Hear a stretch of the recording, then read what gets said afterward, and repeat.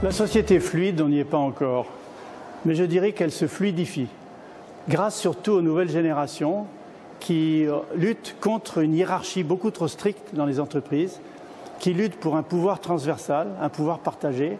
Et ce qui bloque le plus la société fluide et l'entreprise fluide, c'est une question de pouvoir. C'est que les anciens, les patrons, les présidents, les politiques veulent garder le pouvoir en haut de leur pyramide, et ça empêche, ça cristallise la société, ça l'empêche de se fluidifier.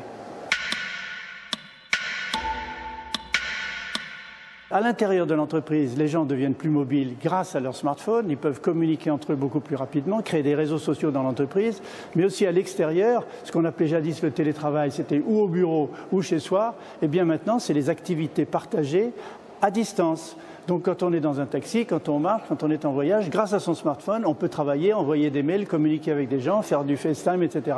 Donc c'est l'outil qui est en train de transformer l'entreprise en mobilité. Mais ce n'est pas la mobilité structurellement voulue. C'est un résultat du smartphone qui est un outil extraordinaire pour l'avenir. Donc il faut créer une transition entre le travail professionnel et le travail personnel. Il faut aider les gens à gérer le temps et à gérer l'information. Parce que le paradoxe du monde dans lequel on vit, c'est qu'on a trop d'informations et pas assez de temps. Donc on est tout le temps en conflit. Et le burn-out dont on parle tellement, ce sont beaucoup de gens qui n'arrivent plus à gérer la totalité d'informations qu'ils ont en raison du manque de temps dont on dispose. Donc on peut former les gens à ça et leur permettre de s'adapter. Le numérique digital, comme on dit aussi, bouleverse complètement les relations dans l'entreprise. Dans ce contexte, le management doit changer. Le management n'est plus seulement, comme jadis, un management de programmation et de contrôle des tâches des gens, il devient un management incitatif. C'est-à-dire que pour moi, les qualités de ce management de l'entreprise numérique, c'est le charisme, entraîner les gens, c'est la vision à long terme, c'est l'écoute des gens, c'est la confiance qu'on leur fait dans les expériences qu'ils tentent et c'est aussi les valeurs. Donc avec ces 5 critères, charisme, écoute, confiance, valeurs et en même temps vision à long terme, je crois que le management de l'entreprise moderne peut s'appuyer dessus, quel que soit le numérique. Il faut revenir au lien humain, au lien social.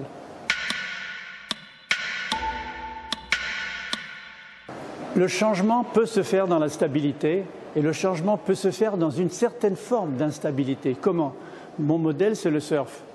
Un surfeur en équilibre tombe parce que sa planche bouge, parce que la vague bouge, parce que les conditions changent en permanence. Donc il doit s'informer de manière multidimensionnelle de tout ce qui se passe dans son environnement. Donc la clé, c'est ce que j'appellerais le déséquilibre contrôlé. Le déséquilibre contrôlé, c'est de savoir à tout instant comment rattraper son équilibre pour continuer dans la ligne qu'on souhaite. Pour une entreprise, c'est pareil. L'entreprise a une ligne qui a été définie par le management, on applique ces lignes, on essaye d'y aller tous ensemble, mais en même temps, on doit prendre des risques. Sinon, on n'innove pas, sinon on n'avance pas. Le changement est fait par l'innovation, mais l'innovation sans risque, ça n'existe pas.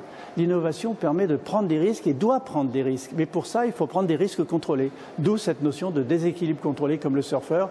Le manager d'une entreprise digitale moderne, où il a les informations en temps réel, doit être un surfeur du numérique. Ce qui me frappe avec le numérique bien utilisé, c'est qu'on peut mieux gérer son temps. D'où la montée extraordinaire des indépendants dans le monde. Aujourd'hui, il y a 44 millions d'indépendants aux États-Unis. On les appelle les slashers ou les freelancers. En France, en 5 ans, plus 25% d'indépendants. Ils sont déjà 2,8 millions. Donc l'entreprise est en train de devenir une sorte de coopérative d'indépendants. Que les gens soient libres de faire un peu comme ils veulent, avoir un rôle et pas seulement un job. Donc c'est ça qui est important dans le monde d'aujourd'hui. Les outils numériques le permettent. Et cette génération-là, nouvelle, les millennials, le veut. Et le bonheur au travail, c'est du bonheur d'organiser son temps.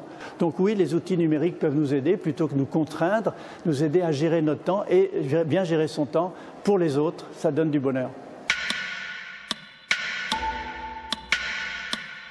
Grâce aux outils numériques, grâce au réseau interne des entreprises, sur les intranets, le travail collaboratif prend de l'ampleur.